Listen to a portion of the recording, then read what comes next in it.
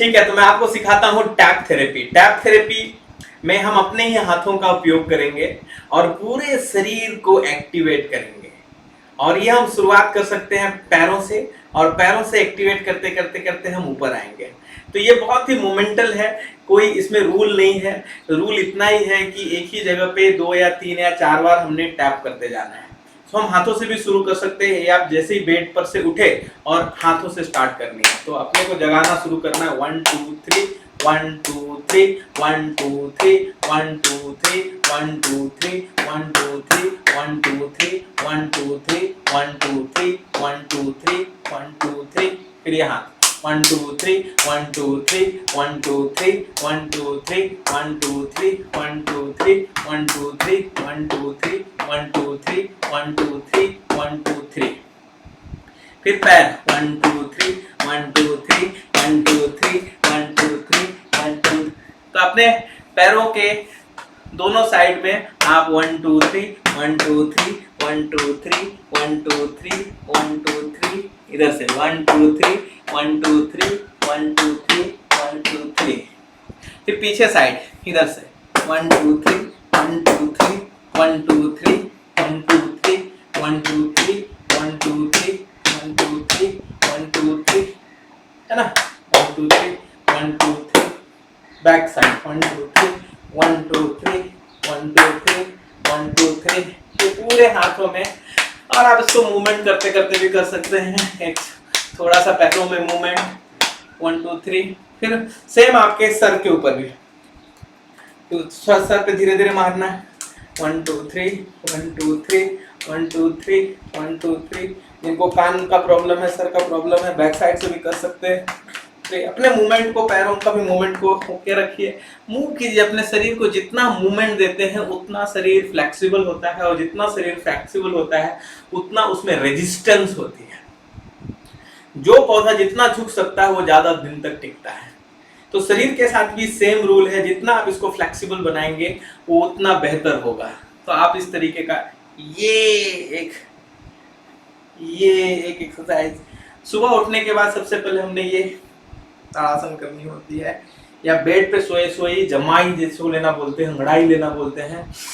पूरी लंबाई से बच्चों को आप देखिए किस तरीके से वो जमाई लेते हैं। ये हमने लेनी है, उसके बाद बैठनी है, और बैठने के बाद टैप थेरेपी करनी है। टैप थेरेपी करने के बाद उठनी है, वॉशरूम जाना है, फ्रेश होना है, बैठना है पहले बिना कुछ पानी वगैरह पिए हुए।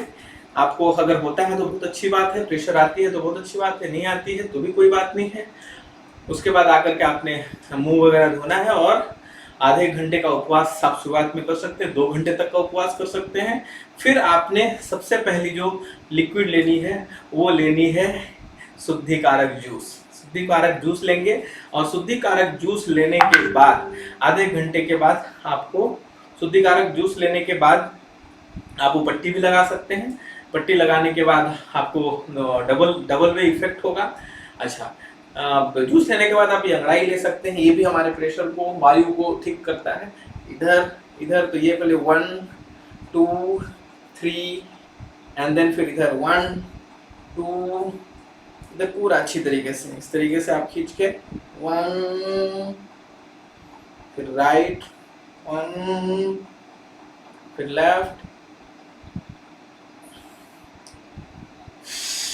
सांस छोड़ते हुए साइड में झुकना होता है, सांस लेते हुए ऊपर आना होता है। तो इस तरीके से आप करेंगे।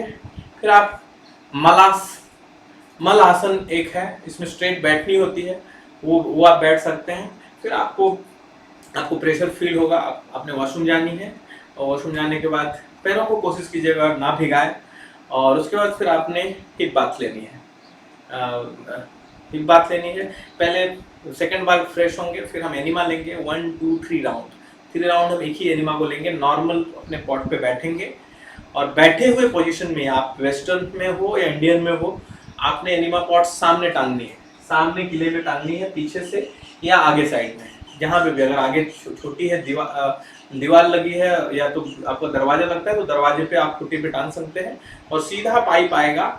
और बैठे ही पोजीशन में ही आपको कॉक बंद रखनी है, पानी साफ करके रखनी है, और वो आपके एनस में आप मुंह खोलेंगे तो एनस खुल जाती है, वो एनस में आप पेनिट्रेट करेंगे। 2-3 इंच अंदर जाएगी, फिर कॉक खोलेंगे, पानी जाएगी, पानी अंदर जाते ही जैसे ही आपको पहली फीलिंग आएगी कॉक बंद करेंगे, बाहर निकालेंगे, पहली बार में पानी निकल जाएगा, थोड़ा बहुत कचरा, थोड़ा बहुत गोबर निकलेगा, थोड़ा बहुत जो भी गंदगी वो निकल जाएगी। और फिर आपने रेगुलर नेचुरल बैठी रहनी है, ना प्रेशर लगाना है ना कुछ और लगाना है, अंदर गैसेस निकलेंगे, कुछ और प्रक्रियाएं होंगी अंदर, 2 से 4 मिनट तक आपने वेट करनी है।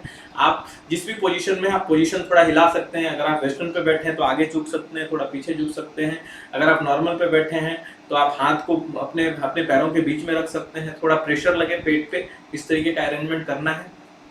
और फिर आपको लगता है 4-5 मिनट हो गया तो फिर से कॉक खोलनी है और फिर से एनिमा सेकेंड बार पानी अंदर करना है।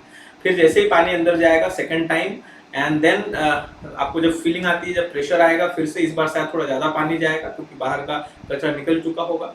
सो सेकेंड टाइम अंदर जाने के बाद फिर जैसे ही प्रेशर आती है कॉक बंद करेंगे, निकाल देंगे, एंड इस बार डेफिनेटली थोड़ा ज़्यादा कचरा निकलेगा, मड निकलेगा और उसको निकलने दीजिएगा। अगेन 5 मिनट तक होल्ड करनी है, बैठनी है, वेट करनी है। आप देखेंगे आपको लग रहा था आप फ्रेश हो चुके हैं, फिर भी मड निकलेगी। 2-4-5 मिनट वेट करने के बाद थोड़ा ध्यान रखना है, ध्यान ऐसा करना है कि आप यहाँ से अपने अंदर सांसों के थ्रू अंदर जाइए, अपने पूरे के पूरे हाथ को फील करते हुए, उस पाइप को ट्रैवल करते हुए, और आप पूरे के छोटी छोटी आंत को ट्रैवल करते हुए, बड़ी आंत से आप ऐसा पुश करते हुए अपने मन के द्वारा ही उसे पुश करके बाहर निकालिए।